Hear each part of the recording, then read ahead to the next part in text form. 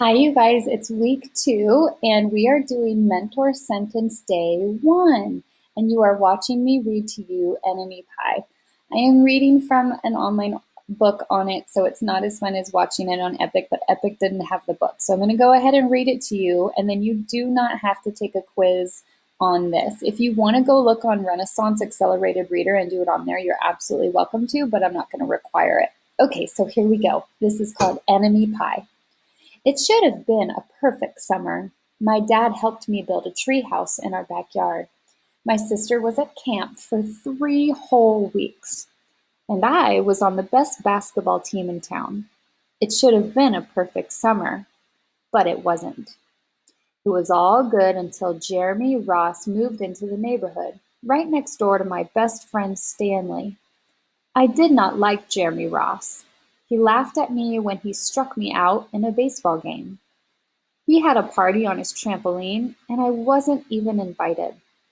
But my best friend Stanley was.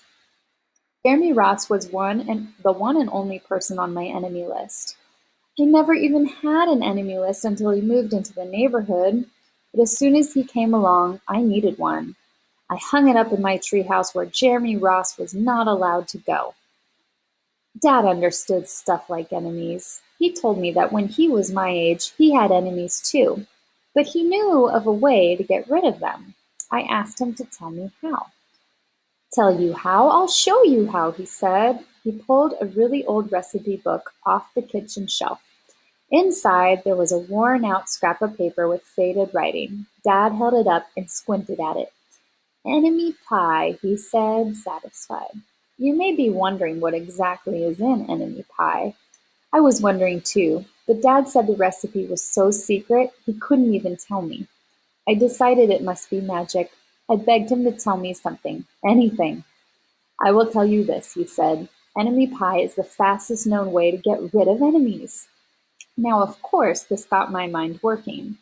What kinds of things, disgusting things, would I put into a pie for an enemy? I brought Dad some weeds from the garden, but he just shook his head. I brought him earthworms and rocks, but he didn't think he'd need those. I gave him the gum I'd been chewing all morning. He gave it right back to me. I went out to play alone. I shot baskets until the ball got stuck on the roof. I threw a boomerang that never came back to me, and all the while I listened to the sounds of my dad chopping and stirring and blending the ingredients of enemy pie. This could be a great summer after all. Enemy pie was going to be awful. I tried to imagine how horrible it must smell, or worse yet, what it would look like. But when I was in the backyard looking for ladybugs, I smelled something really, really, really good. And as far as I could tell, it was coming from our kitchen. I was a bit confused. I went in to ask Dad what was wrong. Enemy pie shouldn't smell this good, but Dad was smart. If enemy pie smelled bad, your enemy would never eat it, he said. I could tell he'd made enemy pie before. The buzzer rang, and Dad put on the oven mitts and pulled the pie out of the oven. It looked like plain old pie. It looked good enough to eat. I was ditching on. But still, I wasn't really sure how this enemy pie worked. What exactly did it do to enemies? Maybe it made their hair fall out, or their breath stinky. Maybe it made bullies cry. I asked Dad, but he was no help. He wouldn't tell me a thing. But while the pie cooled, he filled me in on my job. He talked quietly. There is one part of enemy pie that I can't do. In order for it to work, you need to spend a day with your enemy. Even worse, you have to be nice to him.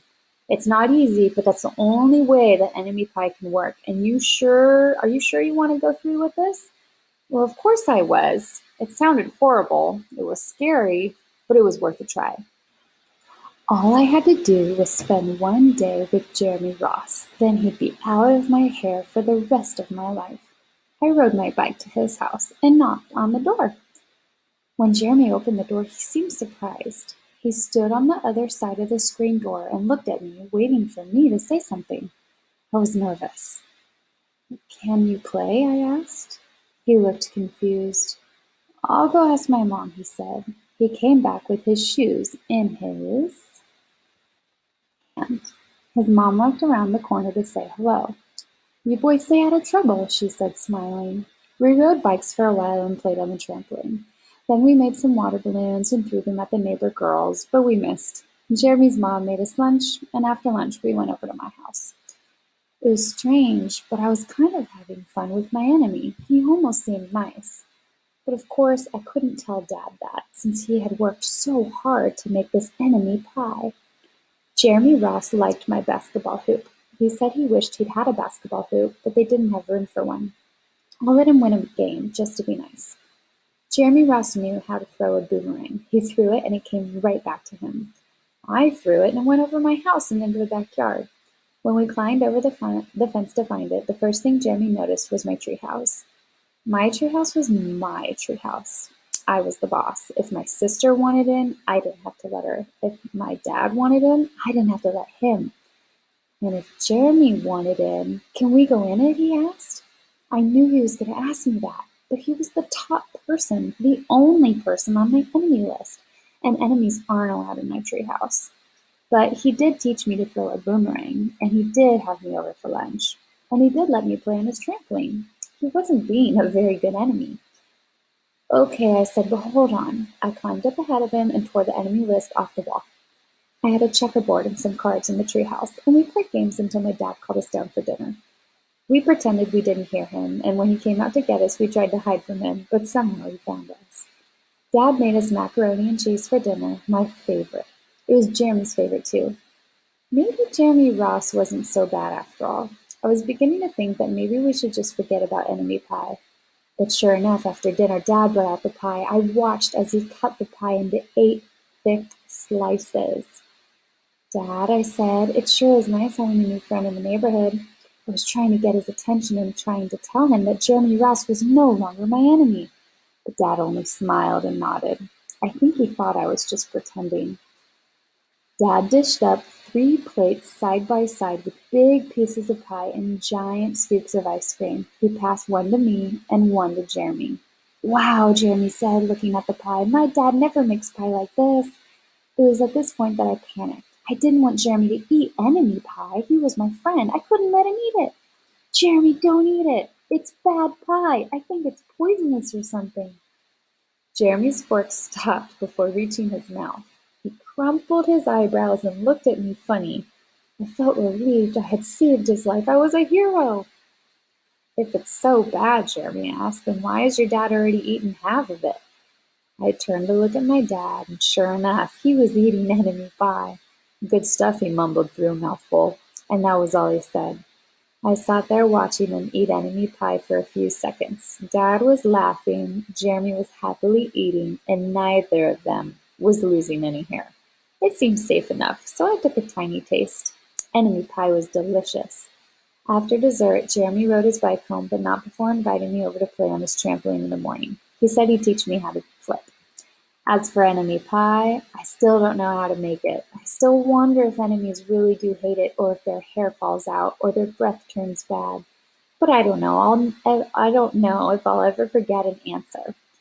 But because I just lost my best enemy. The end. All right, you guys. So now that you've listened to the story, you know what to do. You're going to go get out your mentor sentence directions, and you're going to go ahead and complete in your comp book. Okay, so here's the sentence. Remember, the sentence strip is sitting here in your binder. You're going to go ahead and glue it on the top. This is the other one for next week if you want to put that in too. And then you need to get out your mentor sentence directions out of your binder. Remember, they're in your grammar section of your binder. So you just listened to the story. Now you're going to go ahead and put the mentor sentence at the top. And now you're going to tell me what you think the theme is. Okay, remember, we have a theme activity in your language arts.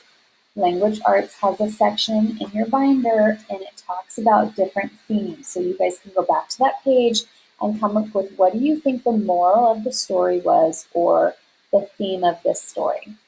All right, you guys, so you are ready for Tuesday. You're doing day 1 of mentor sentence, and don't forget to do steps 1 and 2.